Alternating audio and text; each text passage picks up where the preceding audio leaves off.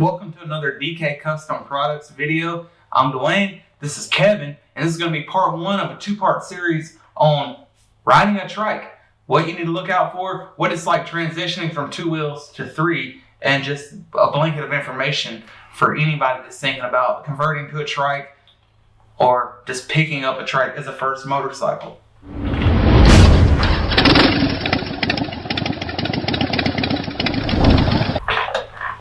So before we start this video, I need to put a disclaimer. Dwayne put a big red disclaimer on the screen that we are not MSF instructors. We're not lawyers. We're just two guys who ride. Right. Okay. And I do have a lot of experience riding trikes, but it's my experience and it's my life. You know, the way I ride is my life, my wife's life, and the people around me that I could or could not get in an accident with. So we're just going to share with you what I've learned about trikes. This is by no means complete. This is by no means something that you should follow this advice without doing your own research and being comfortable. And I recommend that you take a course in riding a trike and become very familiar with it. This is just my experience. What I do is on me. What you do is on you. Yeah. But I'm sharing my experience. We've been asked a lot. There's a lot of people thinking about a trike. There's people who have gotten a trike and they go to ride it and they're not comfortable riding it. And it is, in many instances, very different than 2-wheel. Mm-hmm. And in many aspects, it's the same as riding 2 wheels. Right, because there's one word, the most important word to motorcycling: fundamentals. A lot of the 2-wheel fundamentals carry over to 3 wheels, but there's a lot of fundamentals that only relate to the 3-wheel bikes. Yeah, you can't countersteer with the... You can't, no. Okay, and let's talk about that first. So when you're turning left on a 2-wheel bike, you push the left handlebar to turn left. Right. Turning left on a trike, you do the exact opposite. You push the right handlebar and you pull the left handlebar. Right, and what you're talking about is countersteering. A lot of people, they don't realize the concept of it, but they do it anyway without realizing. On a 2-wheel bike. On 2-wheel bike, because if you ride a bicycle, you're countersteering. And countersteering makes it all complicated. Look, if you've ridden a bicycle, you know how to ride a motorcycle. Yeah. Okay? But if you think about it, when you want to go left, you push left. On a trike, if you want to go left, you pull left. And go ahead and push right, because it's much more difficult. You got to put some muscle into steering a trike, even at speed. I mean, even if you're going 70 through a curve on the interstate, you got to put some effort into it. So you don't want to just pull, you don't want to just push. Pull and push at the same time, and that makes it a lot easier. But get rid of the thing, the steering is completely different. So that's probably the biggest difference, and it's the most important thing. If you want to go left, pull left. You want to go right, pull right, and push the opposite direction. So we're going to go through a list of things to know before you even ride a trike. Number 1, it's wide. The average 2-wheeler is how wide? Like 3 foot wide, 3.5 maybe, depending on what bars you have. 2.5 to 3, 3.25 foot wide. The trike is 4.5 feet wide. Yeah. 4.5 feet wide. And those fenders really stick out on either side of you. So you don't want to be running into something. So before anything else, before you go backing in out of somewhere, pulling into a gas station, those fenders really stick out. So a trike is wider. Second thing to know, don't put your feet down. You've been tempted to put your feet down? I didn't put my feet down just because I told myself not to. You told me about it, so I knew not to. But if I didn't have anyone to whisper that in my ear before I went, I might have, When I first started riding a trike back in 2011, I put my feet down a couple of times. One time I felt, because you put your feet down, those tires can run over your feet. And I felt one of the tires nipping at my foot. Yeah. I pulled them back up. But that's a hard habit to break. Now, you have 2-wheel bikes also. Do you ever find yourself riding the trike for days, then you try to ride your soft hill, and you forget to put your feet down. Like, have you ever gotten in the habit? No, I've never forgotten to put my feet down on a two-wheel bike. I've never forgot to put the kickstand down on a two-wheel bike. I have tried to put the kickstand down on the trike, and there's no kickstand there. So fortunately, every now and then you hear of a guy who gets on his two-wheel bike after riding his trike, he forgets to put the kickstand down and walks away, and the bike falls over. But no, I have almost run over my feet a couple times, but when I felt that tire nipping at my foot, that learned me good. Yeah. Just like in a car, just like on a two-wheel bike, you look in the direction you want to go. If you get fixated on something on the side of the road, you're probably going to ride right into it. So it's the same on a trike. Look in the direction that you want to go. Yeah. So here's the thing on a how much front brake do you use on your two-wheel bike? I know everybody's a little different. I use about 80% front brake, 20% rear. Just depends on the situation. I'm lazy, so I don't want to do. I don't like to do a lot of maintenance on my bike. So if I can get away with using some extra rear brake, I'll do that just to not put wear on my front brakes. But primarily, I'm 80% front brake. And I am too, because on a two-wheel bike, when you put your front brake on, the weight shifts to that front wheel. You get far more stopping power out of your front brake on a two-wheel bike than you do out of your rear brake on a two-wheel bike. And that's actually the reason why I was just watching a video yesterday of a guy who wasn't paying attention, slammed on his brakes so he didn't rear end the car in front of him. And he only put his back brakes on. He skidded right into it and totaled his bike. Fortunately, he was okay. Well, he got up and walked around. But if he would have put his front brakes on, he would have stopped. He would have not hit the car in front of him. So on a two-wheel bike, the brake, your stopping power is in the front brake. On a trike, your stopping power is in the rear brake. Now, you still use the front brake, but you use, probably 70% of your stopping power is in your rear brakes, because that's all your weight is. And the weight, all that weight and that back axle and everything, it just can't shift to the front tire. And so you put too much front brake on, if you don't have ABS, it's just going to lock up that front tire. If you do have ABS, it's just going to pulsate. It's just not going to stop you very well. So when you're riding a trike, get used to using a lot of the rear brake. And you don't need to in everyday riding, but remember, muscle memory, when you get in a panic situation, you're going to do what you normally do. Yeah, correct. So you got to get used to using the rear brake on the trike. When you got on the trike, you've ridden the trike twice now. When you got on the trike, did you notice anything different about the gauges and the instrument cluster? Everything felt familiar as far as the Harley goes. I had to sit there and think how to start this thing for a second, because the little R was on the same button with the start button. So I had to think about it for a second. But I mean, you turn the bike on here, speedometer, tach, everything's there just like a Harley.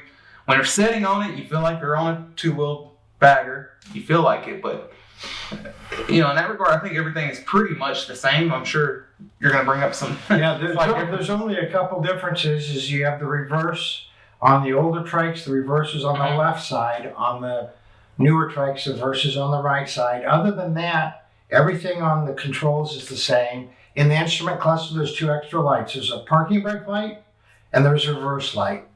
And other than that, everything's the same in the cluster. So all the controls and the instrument panel and everything should be familiar to anyone who's ridden a two-wheel bike. There's not that much different. Right. And we bring up a parking brake. It does have a parking brake. And because there's no kickstand, on a two-wheel bike, if you leave it in gear and you put it on the kickstand, even if you're on a hill, it's not going to go anywhere. On a trike, you put it in gear and you leave it on a hill. The compression may or may not keep it from going somewhere. So use the parking brake. Always, Use the parking brake. And then the other thing is it has a reverse. And the reverse is made, it's a reverse assist. It's not made for going up steep hills or long ramps. I have a ramp into the bike room. I have a ramp into the toy hauler. It's not strong enough to take me up those ramps. But on level ground or slight inclines, it does work, and it gets you out of parking spots, and it's very useful not having to push it. Or when you pass the road up and you got to turn around. Oh yeah, you used the reverse today. Yeah, you didn't think I'd figure it out. Yeah. So, and when it's in reverse, a little R comes up on the cluster, and you can't put it in reverse unless you're in neutral. And then you put it in reverse and go, and then when you put it into gear, reverse goes away. 3 more things about the reverse. It is a weak link in the system. On my 11, I had the reverse motor replaced under warranty. On the 14, I had it replaced under warranty. On the 19, I haven't had to have it replaced. But that's like 150,000 miles, and I've had to have the reverse replaced twice. It was under warranty. But I use my reverse every time I ride it. I have to use it to get out of the bike room, and usually where I park, I have to reverse to get out of wherever I park. So I use it a lot, but it is a weak link, and there's a couple things to know. Number one, if you put too much stress on it, there is a breaker that will flip the breaker before it will burn up the motor. There's a breaker under the right side cover, and you can just reset that breaker. And on the later years, I think it started, I'm not sure what year it started in, but the later years, when you put it in reverse, the RPM jumps up 200 or 300 RPM. Generate a little bit of extra voltage for all the voltage that's being drained out of the battery when you're using reverse. And if your parking brake is on, don't try and use reverse. You're gonna, that's a sure way to flip the breaker on the reverse, and of course put extra strain on it. Another unique feature of the Harley trikes is the low speed wobble. And Dwayne, you rode quite a bit today on it. Did you notice any of the low speed wobble? I noticed it was a constant. Like it was, no matter what it was. Like I don't know how to describe it. Like I don't know how to describe it. It was only when you were going slow, right? Yeah, when you're going slow, yeah. And mostly when you're decelerating. Yeah. So when you're decelerating, to make the steering easier, there's a different rake on the trikes than the two-wheel bikes, which makes them have a little bit of a wobble at front end oscillation at low speed, and especially on deceleration. And there is a steering damper. You look at every Harley, there's a steering damper. It's never going to get out of control, but you can just feel it in the handlebars. Where you can feel a little shimmy. Back and forth in the handlebars at low speed, especially if you hit a bump and it sort of starts the oscillation going. There's nothing. It's how they're supposed to be. Nothing bad's going to happen. The steering damper is going to keep it from getting crazy. Yeah. It's not a tank slapper. It's not a death wobble. It's just the nature of it at low speed. They do not do it at higher speeds. It's just at low speed. So a few more things to be aware of, basic fundamental things to be aware of before riding a trike or as you're getting used to riding a trike. And that is when you're going around a curve, unlike a two-wheel bike that pushes you into the seat, the centrifugal force is going to try and push you off the seat. Try to pull you off the opposite way, yeah. And that seemed to be pretty disconcerting to you. You brought that up a few times. Yeah, it's no matter how many times people describe it to you, it's very rare you're in a situation where you have that feeling other than on the trike. You know what I mean? There's no other situation you would ever be in where you're going to feel that exact type of G-force other than doing 50 miles per hour around a curve on a trike or a truck. I guess I've gotten used to it. It makes you feel like it's going to eject you out of it. Yeah, I guess you feel like you will flip. Then you notice I guess I was trying to stop it from happening by leaning. It's just naturally you feel like you need to lean. And did you pinch the tank with your knees? Yeah. So what I find, the nice thing is, and riders, be aware that when you're going through the curve, once you start getting comfortable, once you realize it's not going to just flip over, if the road sign says 35 mile an hour curve and you're going 35, you're not going to flip. Right. I regularly go 55 and 60 through 35 mile an hour curves. That's not advice for you to do it. Disclaimer, okay? That's what I do.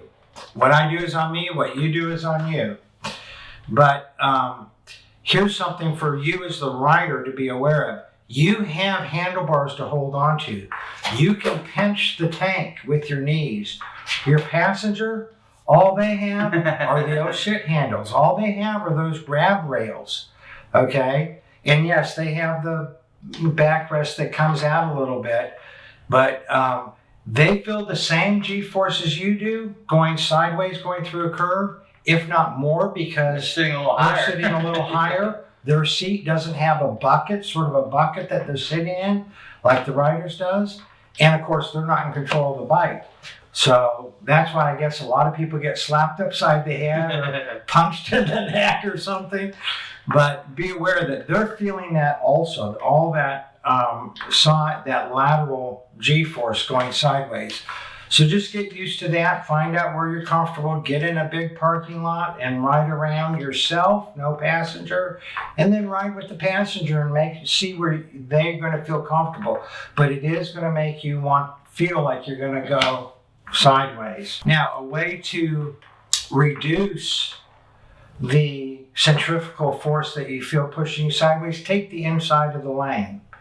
So, you learn about when you're learning to ride two-wheel bikes about apexing the curve, where you go to the outside and you cut in. And I do that a lot on the trike also.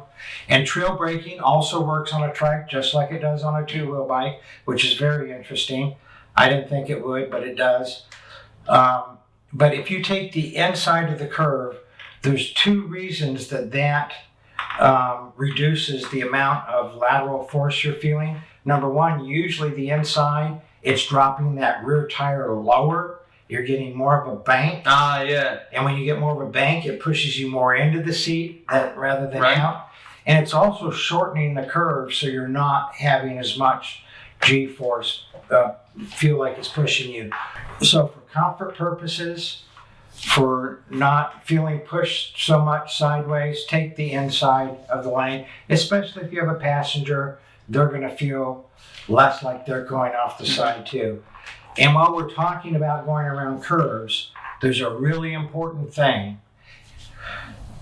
It's in the manual.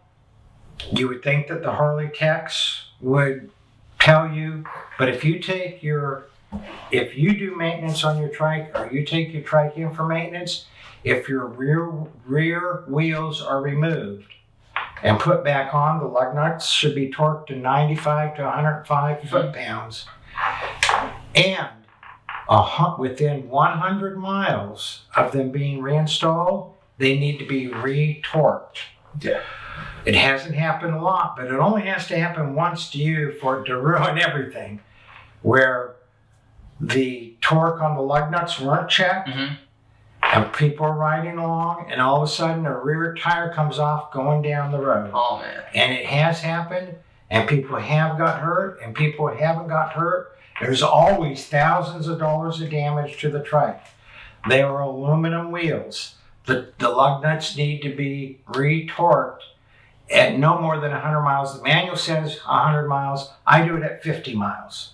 I don't know why I do it at 50. I just don't want to go that extra 50 and maybe have them come off. But what happens, you take your trike in, you think they did all the work, they did the maintenance, I paid them hundreds of dollars, and I'm on my way. And they never told you, hey, remember to retorque the lug nuts. I've never heard of a dealership doing that. They should. Oh, yeah, most definitely. But I've never heard of one doing that. And everybody who I've heard of who's had a rear wheel fall off, 3 different people I know personally, all of them had their trike in for service within a couple 100 miles when it happened. And they didn't know that they were supposed to retorque the lug nuts. So it's very important. Retorque your lug nuts. The manual says 100 miles. I do it at 50 miles. So here's an interesting thing I'm going to let Dwayne talk about, but I'm going to introduce the subject. On a motorcycle, you have one track.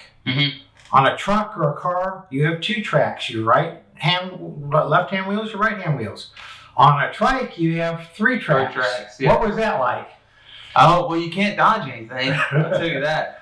I mean, the trike is just wide enough to where it takes up the lane. It takes up the majority of the lane you're in. So, obviously you don't want your right tire crossing the white line, hitting gravel or anything like that. You don't want your left wheel crossing the yellow line, going into the other lane. So, I mean, you have to ride in the middle of the lane. Since you have 3 tracks, there's a pothole there. You got to choose which tire you want to hit. Yep. You know, there's no traversing it, no going around it. You know, I mean, you can, but mostly you can't. So manhole covers are usually in the center of the lane. You're either going to hit it with your front tire, or you're going to move to one side or the other and hit it with one of the rear tires. If you have factory suspension, hit it with your front tire. If you can, because the front suspension is better than the factory rear suspension. If you have good rear suspension like I have on there, I try and hit the bad bumps with one of the rear tires because it will absorb that bump better than the front suspension, but not factory suspension. Don't do that. That won't be a comfortable situation. So, and the other thing, did we ride on any we rode on some crowned roads today? Did you notice Not the that I crowning? noticed. Not really. You got to be more in city roads where the roads are really crowned. But a two-wheel bike, you know, you can take your hands off the handlebars and it's going to go straight. You know, you can lean a little to correct it. There's no taking your hands off the handlebars for any period of time on the trike. People go, why would you do that? Okay, you don't take your hands off the handlebars, but the trike is always going to be drifting to the right or drifting to the left. Is always going to need some correction. Yeah. It's always going to need some steering input because you have those 3 tracks. The road is not flat, it's curved, and unless the road is perfectly curved and you have that front tire right smack dab in the middle, the crown in the road, the unevenness in the road is going to pull you to the left or pull you to the right. So just be aware that it's nothing wrong with the trike. It's not going to go straight. It's going to go the direction, you know, that it's going to go based on where your tires are in relationship to the crown in the road. So I think we covered most of the things that seem to be important before you ride or when you're first starting out riding. Again, take a class. Yeah. This is just for people who are thinking about riding. What are the differences? What is it like? And part 2 is coming up where Dwayne went for an extended ride. And I haven't even heard the comments he made while he was riding. So I mean, you can hear it, you can read it on paper, but until you actually do it hands-on, you don't grasp the reality. You don't know those forces pulling you off that bike until you actually ride the trike. So, but it was fun. It was fun. Yeah, it's a different kind of fun. That's exactly what I said during the ride. So it's fun. It's a different kind of fun. Well, see, I was following you on the soft tail, and you're going through these curves, and you went. I've ridden behind a lot of people on trikes, and you went faster than most people through the curves on trikes that have been riding for a year or 2. But you were going slow. Oh yeah. And the trike can go faster than the two-wheel bike through a sharp curve. Yeah. Okay. So, and don't take offense, all you two-wheel riders out there, but the fact is the trike can go faster through sharp curves than a two-wheel bike, because two-wheel bike, you're going to lean, and then you're going to start scraping hard parts. The trike, you just go. Yeah. So the next time we ride, you'll be going, I'm sure faster. Much faster, yeah. But anyway, when I was following you, I'm like leaning over, and you're just going flat through the curves. Yeah. That's the difference. Well, I was apprehensive because the owner of the trike was right behind me. So yeah, I think that this is a good part 1. Mhm. Part 2's coming up. Yeah, look for part 2. Should be released in a couple of days. If you enjoyed the video, please share it with your friends. There are way more people out there who are thinking about trikes, whether they're thinking about it right now or down the road, that they're going to want to look at the possibility of getting on a trike. Share it with your friends. Yeah, hit that notification bell so you'll be updated when part 2 comes out. And if you have specific things that you've learned from riding a trike that we've left out of part 1 or part 2, put them down in the comments below. Y'all ride safe out there.